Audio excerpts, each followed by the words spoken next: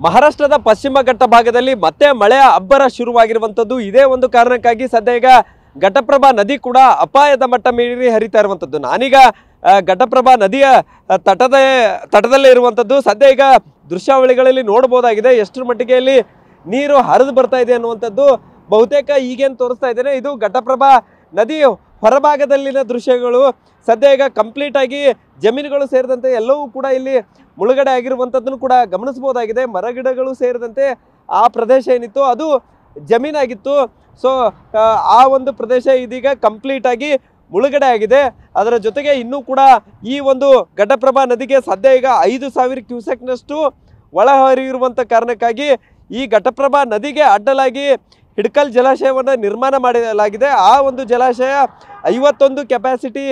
TMC ಸಾಮರ್ಥ್ಯದ capacity ಇರುವಂಥ ಜಲಾಶಯ ಆಗಿರುವಂಥದ್ದು ಅದು ಕೂಡ ಈಗ ಕಂಪ್ಲೀಟ್ ಆಗಿ ಭರ್ತಿ ಆಗಿರುವಂಥ ಕಾರಣಕ್ಕಾಗಿ 5000 ಕ್ಯೂಸೆಕ್ ನೀರನ್ನು ಹೊರಬಿಡಲಾಗ್ತಾ ಇರುವಂಥದ್ದು ಈಗೇನು ತೋರಿಸ್ತಾ ಇದ್ದೇನೆ ಇದು ಪಶ್ಚಿಮ ಘಟ್ಟ ಭಾಗದಿಂದ ನೀರು ಹರಿದು ಬರ್ತಾ ಇರುವಂಥ ದೃಶ್ಯಾವಳಿಗಳನ್ನು ಗಮನಿಸಬಹುದಾಗಿದೆ ಬಹುತೇಕ ಒಂದು ಬೆಟ್ಟ ಗುಡ್ಡಗಳ ಮಧ್ಯದಲ್ಲಿ ನೀರು ಹರಿದು ಬರ್ತಾ ಇರುವಂಥದ್ದನ್ನು ಕೂಡ ನೋಡಬಹುದಾಗಿದೆ ಇದು ಘಟಪ್ರಭಾ ನದಿಯ ಒಂದು ಹರಿದು ಬರುವಂತಹ ದೃಶ್ಯಾವಳಿಗಳ ಪ್ರದೇಶ ಏನಿದೆ ಅಲ್ಲಿ ಈ ಒಂದು ಮಹಾರಾಷ್ಟ್ರದ ಪಶ್ಚಿಮ ಘಟ್ಟ ಭಾಗದಲ್ಲಿ